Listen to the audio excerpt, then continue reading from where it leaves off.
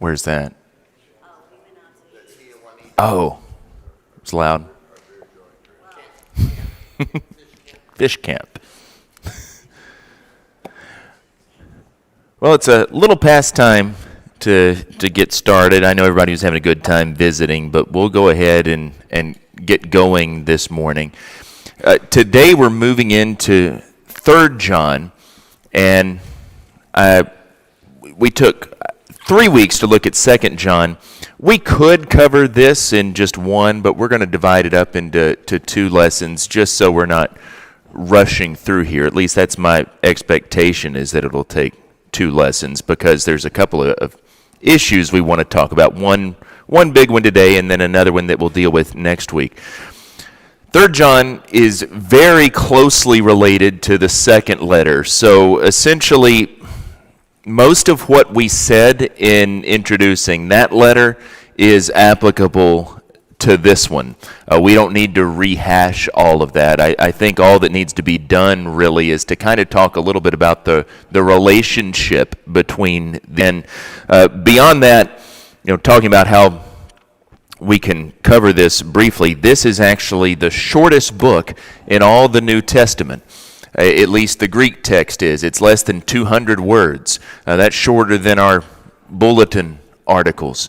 That's shorter than a lot of emails they probably send to somebody at work. There's not very much to this. But as I said, I do think we'll take a couple of weeks to cover it here. But there are a lot of similarities between this letter and the one we just covered, 2 John. Both are good examples of first century Greco-Roman letters. And by that I mean what we talked about before. This is just a real standard form, the salutation, the elder to the beloved Gaius, whom I love in truth. The one thing it's missing here that we see in 2 John is the greeting there explicitly. He goes into this prayer. But we have that salutation, we have the end there. The sort of final greetings, very much like 2 John. I had much to write to you. I'd rather not with pen, but I hope to see you soon, face to face. Peace be with you. Really, in some ways, this is even a better example of a first century letter, because we have the definite address of another person, this fellow Gaius. We're going to talk about him more in a few minutes. So all that's to say, this is closer in form and in structure to just a generic first century letter, the kind of thing that we have people on the street writing, that we have lots of examples of. And this is closer to that than any other book of the New Testament, where a lot of that sort of basic form is taken and been modified for other uses. In both cases, the author introduces himself there as the elder. We talked about that. That indicates not only his authority, it's probably referring to his position in the church, but also it relates to his age. It's even conceivably a term of affection here, the old man. That's another way to think about it. But also, the elder has been, from ancient times, identified as John, both externally, and then if you started comparing this to 2 John and 1 John and the Gospel, it's clearly all from the same hand. So John the Apostle. Both have some similarities in terms of their content. There's an emphasis on truth and on love. We're going to see that today in the first 4 verses in that salutation there. Both deal with extending hospitality. That's one of the big things I want us to talk about today in a few minutes, though there's some key differences. If you remember in 2 John, the focus of hospitality was forbidding it. Some false teachers are going to be coming. You need to watch out for those guys and don't welcome them in. Don't give them hospitality, because then you're participating in spreading their false doctrine. Here we have in 3 John, hospitality commended. There's going to be some true teachers coming. You need to extend that hospitality to them. At the end of both letters, he indicates his intention. You see at verse 14, I hope to see you soon. We'll talk face to face, very similar to the way he signed off in 2 John. So there's a lot in common here. The differences have to do with their respective destinations and with their occasion, their purpose, whatever the historical circumstances are that produce this, and why he wrote this letter versus why he wrote the other letter. Now, there's a big advantage to this one. The recipient is named Gaius. Now, we'll talk about that in a moment. Just who my beloved or my dear friend Gaius is anybody's guess. We don't really know who this fellow was. But unlike 2 John, where there was some discussion, the elect lady, is he addressing an individual lady, or is this personifying a church? This could be to a church. There's no question here. Gaius is clearly an individual. That's a personal name, and he's clearly someone who is well known to the author because he commends him for his life and for the hospitality that he extends. And so in terms of its purpose, John has apparently sent out some people, probably some other missionaries, who come back and reported to him. You see that in verse number 3, that the brothers have come and they've testified concerning Gaius. They speak highly of him and the fact that he entertained them there in verse number 5. But one man, a fellow named Diotrephes, had not been prepared to receive these men who were sent out. In fact, he had gone so far as to not only not welcome them himself, he had actually banned other people in his church from welcoming them. You see that down in verse number 9 and number 10. He's even spreading gossip, malicious things about the apostle. It says Diotrephes, he likes to put himself first. He doesn't acknowledge our authority, and he's talking wicked nonsense against us. Verse number 10. So it seems likely this Diotrephes was some sort of leader in the church. I don't know if he was an official leader like an elder, or if he was just someone who had sort of assumed that position kind of under his own authority. But in any case, he was throwing his weight around, and he didn't acknowledge John's authority. And so John writes to Gaius to kind of bring him up to speed on all of this that's going on, and more particularly, down in verse number 12, to commend to him a third man, Demetrius. He's received good testimony from everyone and from the truth itself. Demetrius is probably the bearer of this letter. He's probably the one who's carrying it here to Gaius. So all that's to say, we put this together. There's no mention of the false teachers and the denial of Jesus coming in the flesh, the way that we saw in 2 John, and the way that that even reflects the background of 1 John too. But if this is a similar situation or a similar background, if these are all written about the same time, which seems to be the case, not knowing exactly the relationship to the other letters, it could be something like maybe Diotrephes was one of these false teachers. Maybe he wasn't actually a false teacher, but he just welcomed them in. He was one of these who extended hospitality to them. He was kind of on their side. And by the same token, he's rejecting those people who've come from John. So he's, if the lines are drawing here, he's on the other side. In terms of his relationship with Gaius, maybe they belong to the same congregation. I think that's probably most likely, that they're members of the same church. And so if John is sending out this letter warning against false teachers, and he knows Diotrephes is not going to receive that, he's not going to want that read in the church, maybe he's writing to his friend Gaius here, telling him what's going on, sending Demetrius, trying to get him to welcome him in. Or it could be that they're not members of the same church, but maybe they're from neighboring congregations close by, and John's just warning him of what's going on. Again, we've got this situation with these false teachers going out all over Asia Minor. In any case, whatever the exact relationship to the other letters and whether they're in the same church or not, what is clear is it seems John wants to make sure that Gaius remains a faithful co-worker, that in the midst of all this turmoil, he stays in his camp. He continues to stand firm despite the pressure that he's probably going to be dealing with, considering Diotrephes is evidently pretty influential and is trying to reject John. Demetrius is going to help him do that. He's going to help Gaius stand firm. He's got a message to bring here, and in fact, John says at the end that he's pretty soon going to be coming himself. So Demetrius is here now. I'm going to follow just as soon as I can. So with all that said, let's read the letter together. We'll read the whole thing so we get an idea of its overall flow and the shape, and then we'll talk about some key points in the first half, the first 8 verses. The elder, to the beloved Gaius, whom I love in truth. Beloved, I pray that all may go well with you, and that you may be in good health, as it goes well with your soul. For I rejoiced greatly when the brothers came and testified to your truth, as indeed you're walking in the truth. I have no greater joy than to hear that my children are walking in the truth. Beloved, it is a faithful thing you do in all your efforts for these brothers, strangers as they are, who testified to your love before the church. You will do well to send them on their journey in a manner worthy of God. For they have gone out for the sake of the name, accepting nothing from the Gentiles. Therefore we ought to support people like these, that we may be fellow workers for the truth. I've written something to the church, but Diotrephes, who likes to put himself first, does not acknowledge our authority.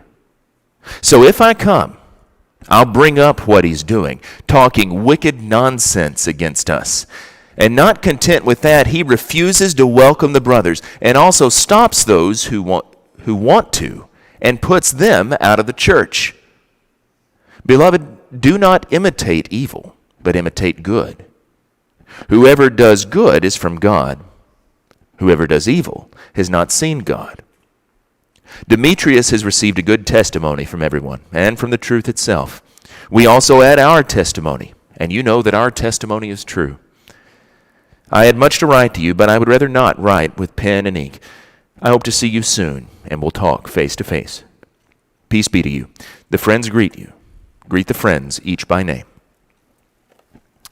So, after introducing himself here as the elder, he addresses then the recipient as the beloved Gaius, or my dear friend Gaius, your translation may say. Some render it less literally that way, but that's the gist of it here.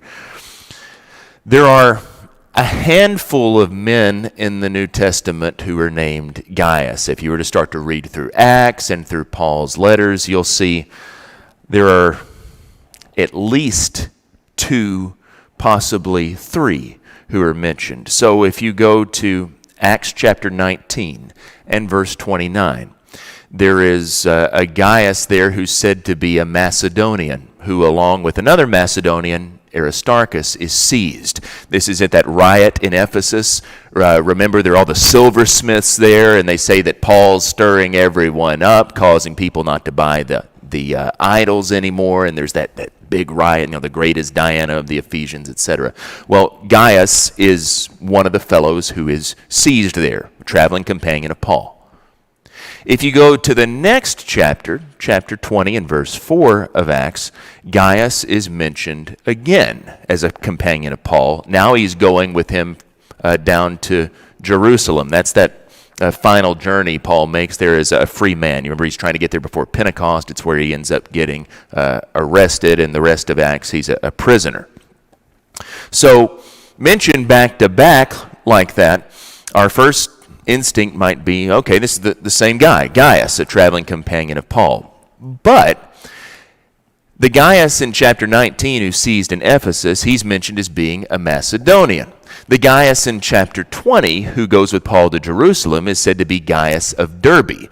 Derbe is not in Macedonia. Macedonia, is just north of Greece, whereas Derbe is in eastern Asia Minor. That is modern-day Turkey. So these places are separated by hundreds of miles here. So it's possible then that these are 2 different men. I mean, it could be the same guy who was maybe a Macedonian by birth, but now he lives in Derbe. But it's also possible that these are 2 different men. We just don't know.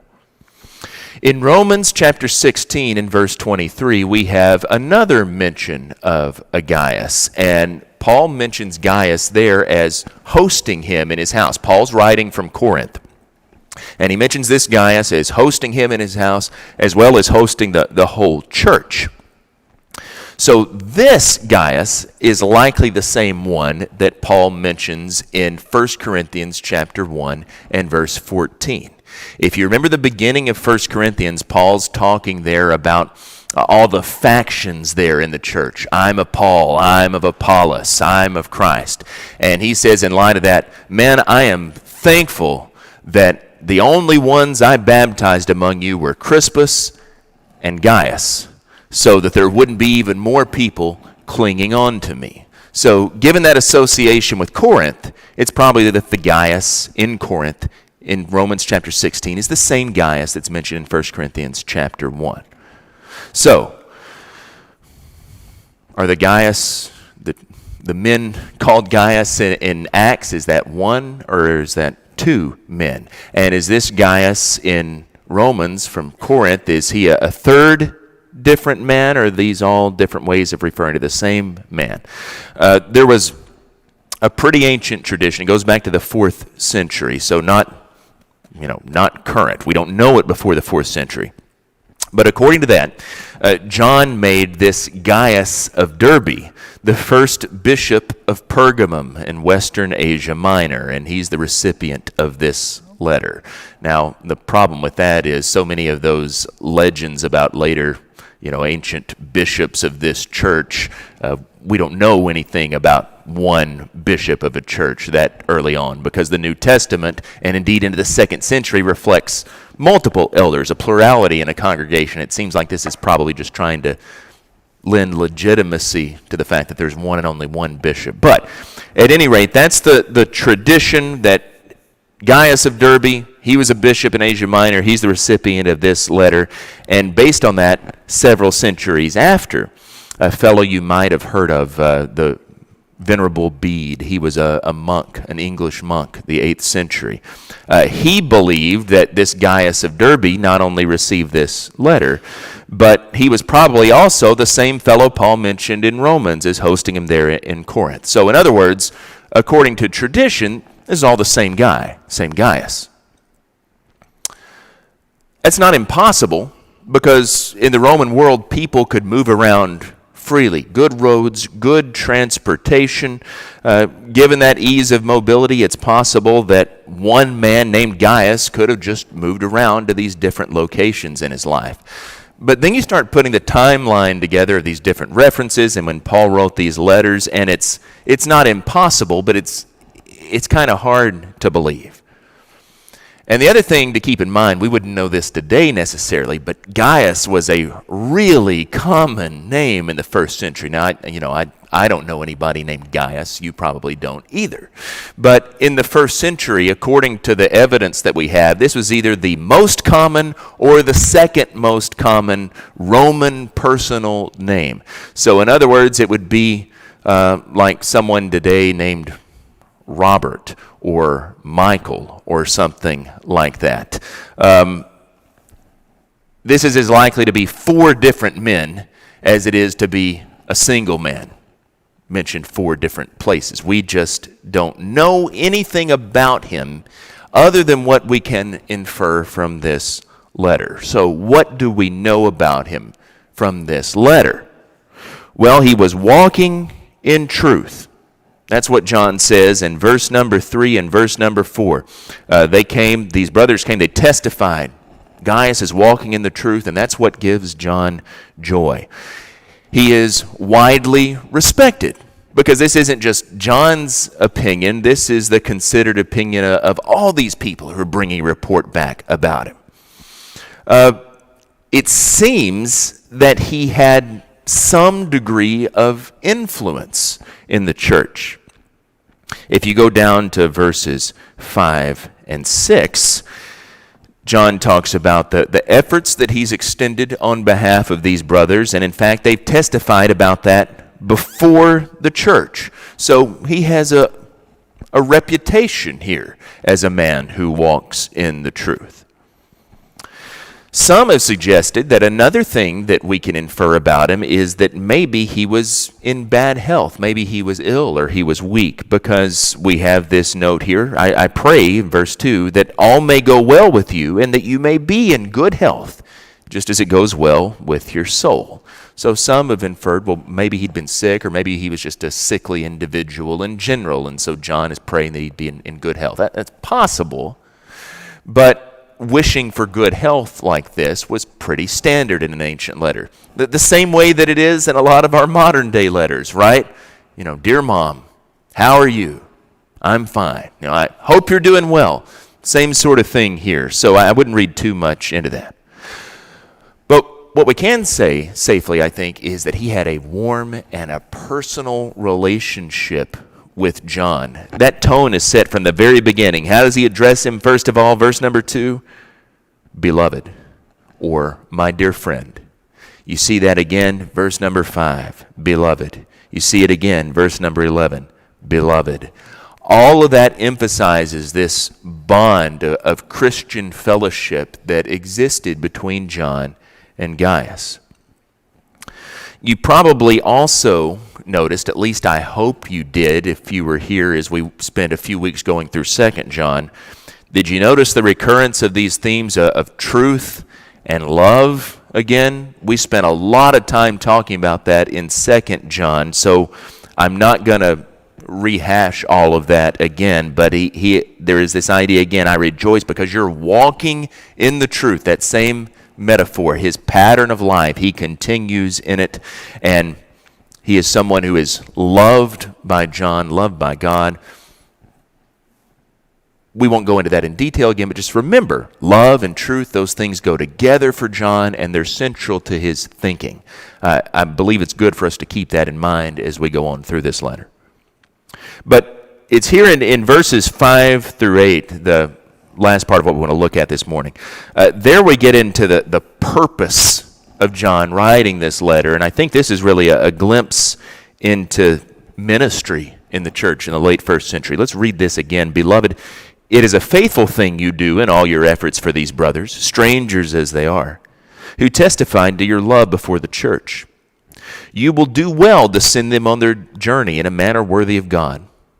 For they've gone out for the sake of the name, accepting nothing from the Gentiles. Therefore, we ought to support people like these, that we may be fellow workers for the truth. John is writing to request hospitality. That's really what this letter is all about. Now, we're going to see, we know this because we've read the whole thing already, but if we go down to verse 12, we're going to see it's hospitality to be extended to Demetrius in particular.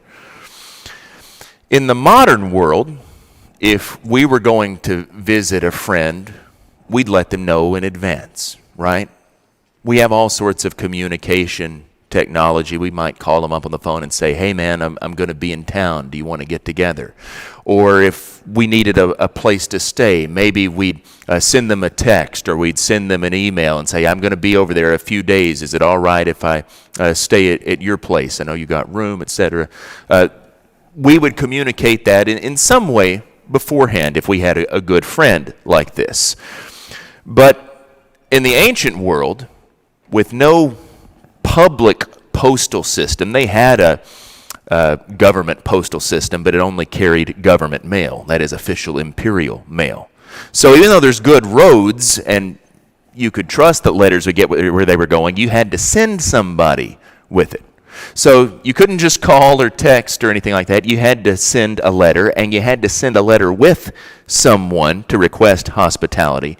And in a lot of cases, like here, it was probably carried by the fellow who needed it. Demetrius probably showed up on Gaius' doorstep with this letter, essentially a letter of introduction, asking Gaius to extend hospitality to him. And so John opens by affirming his hospitality. There in verse number 5, what you're doing for the brothers reflects your faithfulness. And he implies here in the way that he says it that he's done this a lot of times before. All your efforts for the brothers. That implies this is something he's done repeatedly. what's notable is Gaius hasn't just been doing this on the basis of personal friendship. It's one thing. He and John obviously know each other. So it's one thing if John were to show up there and Gaius extends hospitality to him. But he's been extending it even to believers who he doesn't know, strangers as they are, John says. These believers are personally unknown to him, but he's extended hospitality to them. And John has received good reports about that, and so is the church, or the church is, plural, maybe. He says that they testified about your love to the church. It seems to imply that probably they were told about it publicly in an assembly. We want to tell you about Gaius and what he did for us when we were up there traveling. And then there's this subtle shift from what he's done in the past to future. You will do well, John says, to send them on their journey in a manner worthy of God. So it's introducing this idea that he's asking Gaius to do again what he's done in the past. And the basis of that request is the fact that these travelers, they've gone out in the name of Jesus.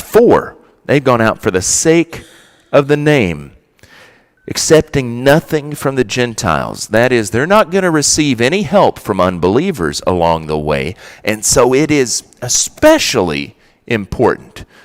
They need food. They need shelter. You need to take care of these Christian workers as they travel. As a result of that, that's practical. As a result of that, John says, we ought to support people like these. Not only because they're brothers going out for the sake of the name, not only because they have no other means of support, they're not going to be accepting it from Gentiles, non-believers, but because in doing so, we may be fellow workers for the truth. Mission isn't just undertaken by those who actually go out, by the evangelists themselves who do the preaching and the teaching, but also by those who entertain them, who host them, who support them. We talked about this actually in a different context, but we talked about it when we talked about fellowship last week, when we said that one of the ways that we fellowship with each other is to participate in sharing the gospel together. The New Testament talks about that repeatedly. And Paul says when we're contributing money to missionaries, to evangelists like this, that we're actually participating. That's our fellowship in sharing the gospel. Same point that John makes here. Even if we're not the actual ones going and doing the preaching, the teaching, by helping further that, by hosting them, extending hospitality to them, you're a fellow worker with them. What I think we need to hear today, and this is where we want to conclude, the practical matter we need to hear today, I think, regards extending hospitality as Christians. How would you define hospitality? When you think of the word hospitality, what do you think of?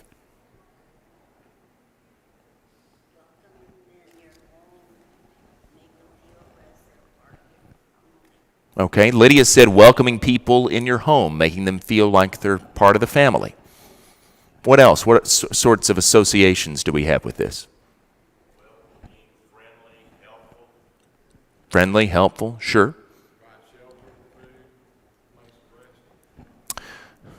Do we think about that in terms of our own hospitality? Are we thinking here about what it means in the first century? Or, how often do we extend our home as a place of shelter, a place of rest? That's kind of what I'm driving at here. I think a lot of times when we think of hospitality, we think of entertaining family, entertaining friends, maybe having them over to stay the night or a couple of nights, but we think about having them over for a meal. And so what I picture, and maybe we don't all think this, I don't know, maybe I'm wrong, but when I picture things, like that you see on the Food Network or HGTV or on the cover of Southern Living, things like that, I'm picturing, that we have all the the linen tablecloth out, and we have the place settings here, and we want to have everything just so when we have people over. Or maybe sometimes we even think of it in terms of something that we don't offer, but that others offer. I mean, the hospitality industry. We talk about that, don't we? And what's that? That's hotels, that's restaurants, that's people who are involved in tourism. So instead of it being something, at least the way we use these words often, instead of it being welcoming people into your homes, being friendly like that, it's something that businesses offer. That, I mean, I guess they're friendly and all, but it's something that they offer to people in lieu of us offering it ourselves. It's sort of been outsourced in a lot of ways. We talked about this, I guess it was last week when we looked at why is John focused on denying hospitality in 2 John. It's worth remembering on one level that hospitality had a different function in Greco-Roman society. Hospitality meant taking someone in, a stranger, under your temporary care. But in doing that, it transformed their social status because you were basically vouching for them. You were giving them legitimacy. So they're no longer outsiders. They're not strangers in the community. Now they have, even if it's only temporarily, the same social status, the same standing that you do in the community. They temporarily become a part of it through you, if you're hosting them, through that personal bond that they share with you. So that had the potential of putting the host at some risk. You see how that would work? If I'm vouching for this guy and he comes in and it turns out that he's not such a good guy at all, well, that's going to reflect on me. Because I've basically said that he's okay, I have him here in my house. Your own social standing, your own reputation could be affected as a result of that. And that's exactly why John warns them back in 2 John, hey, don't accept these false teachers because that's going to reflect on you. This is no casual matter. And that meant that it was considered virtuous to be hospitable. We see that not only in Greek and Roman philosophers writing about hospitality as a virtue, but you see it in the Old Testament, you see it in the New Testament. But I think that the fact that this had to be instructed shows us something. The fact that people are trying to encourage others to be hospitable, talking about that as a virtue, demonstrates that, well, probably not just everyone was doing this. Otherwise, it would be taken for granted. The fact that it was highly praised when people extended hospitality indicates that too. And if you want to think about a great example, just think about Mary and Joseph going down when Mary's pregnant. There's no room at the inn, no place for them to stay. Hospitality was something that Jews should have been practicing, yet nobody welcomes them in. There's no room at the inn, so they have to go stay down at the stable because there's no other place for them to go. For Romans, when they tried to encourage hospitality as a virtue, they appealed to selfish reasons, to your own social standing. So just as an example, Cicero, you've probably heard of Cicero, first century BC philosopher, statesman, he wrote, houses of illustrious men should be open to illustrious guests. You want to welcome people to potentially increase your own standing. But for Christians, there's a different motive, because you're to extend hospitality regardless of the status or the standing of those you're extending it to here, without any sort of expectation of benefit. 1 Peter chapter 4, verse 9, Peter says, show hospitality without grumbling. The Hebrews writer says, don't forget to show hospitality to strangers, Hebrews 13:2. It's a qualification for elders in both 1 Timothy chapter 3 and Titus chapter 1. So I give all that background to say we have these injunctions on being hospitable. We have examples, we have commands, and yet that same idea of extending hospitality, Well, for one thing, extending it for reasons of necessity, that there are no other places to say, that might not really apply today. And extending it as a sign of welcoming someone to your social group, that might not apply in exactly the same way, certainly not the way it did in the first century world. So why is it important for us to show hospitality today? Why should we do it? Anybody have any thoughts on that?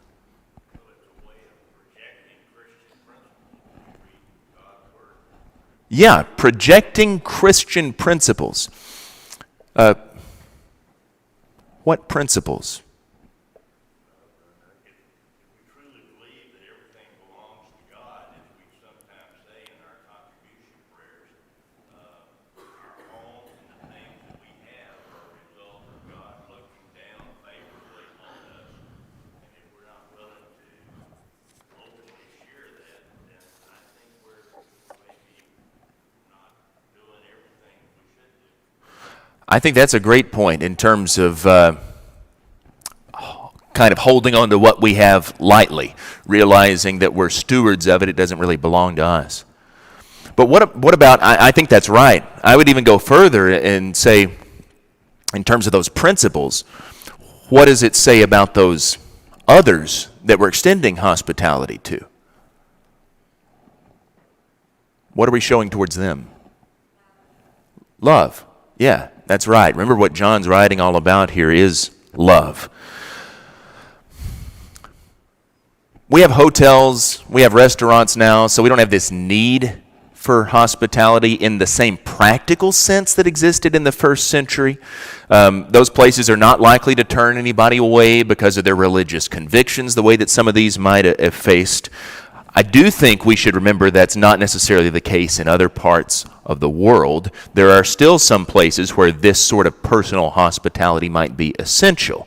And beyond that, we might even have occasion to show it to a visiting preacher or a missionary or things like that. I think we haven't done it in a couple of years. You know, there was COVID and the aftermath of that, but the first year I was here, and I know they did it a lot in the past, we had the Aggies for Christ here. We hosted those people. They stayed in different homes. So that kind of thing. But beyond that, even just within the local church, so aside from visitors, missionaries, preachers, whatever form our hospitality takes, I think this passage reminds us that it shouldn't just be extended to our friends. The church isn't just to be made up of a bunch of different little cliques coexisting together. Now, yeah, admittedly, it's human nature because of our ages, because of our interest. We're all going to be closer to some people within the congregation than we are others. That's obviously true. There's nothing wrong with that. But the church consists of all of us here, regardless of our class or regardless of our wealth, regardless of our race or our ethnicity or anything else that might divide us. And we need to remember that. I think there's a sense, to kind of go back to you talked about our possessions, Ken. I think there's a sense in which our prosperity has actually undermined our hospitality to an extent. You'd think it would be the opposite. You know, in the first century, when we lack so much and yet we share anyway, well, now we have such an abundance, it should be easy to share. It should be easy to welcome people into our homes. But we can meet the needs of people now without ever having to really encounter them. We can just give them money instead, or we could put them up at a hotel, or we can pay for them to go get a meal at a restaurant instead of having to cook for them. Why is it that in a lot of churches you could go for years and years and years and not ever be invited to go into someone's home? And we think it's pretty exceptional then when somebody does have us over to the house. We think, man, that's different. They're really welcoming. They're really inviting. I mean, can you imagine, put yourself in Gaius' shoes. Can you imagine you're at home tonight about 9 o'clock and the doorbell rings and there's a fellow standing there on the doorstep and he's got a note there from a mutual friend introducing him and asking if he could please crash at your place for a while, how would we react to that? Probably not too well. And in terms of hospitality, most of us would probably say, well, let's see if there's a room down here at this place, rather than welcoming them into the house, because we don't know them. We don't necessarily trust that letter. The point is, obviously, hospitality is not central to our lives the way it was in the first century, but the concept in Scripture is a practice of the gospel. Ken said it was putting these principles into motion, and I forgot I just heard it over here, someone related to love, but I think that's exactly right. This is one of the ways that love was taught, that love was learned, that love was practiced in the early church. And I think our neglect of it, yeah, times have changed to some extent, so it wouldn't be in exactly the same way, but our neglect of it reflects more of our contemporary culture than it does what we read about in Scripture, because well, maybe going back to those images on magazine covers, maybe we think our house needs to be just right. I can't have people over. I can't entertain them because I don't want them to see this place. Or maybe it's just that, man, I want to be left alone. You go mind your own business. I'm autonomous. I'm independent here, and, I'll see you when I see you. Modern life has made us strangers to each other. We're alienated from one another in so many ways, and we've talked about this a lot. But if we want to be in real community, we can't live in isolation from each other. Instead of being someone who's just sort of a hermit like that, isolating themselves inside their house, wouldn't it be better to go and visibly show people that Jesus is living in us, to welcome new people into the neighborhood, or to invite them to come to church with us, or to really get to know and get involved in the lives of our brothers and sisters who are here in the church? We can't love people the way Jesus did. We can't love people the way the New Testament teaches us to love without being open. Any comments or questions or anything at this point? We're just about out of time.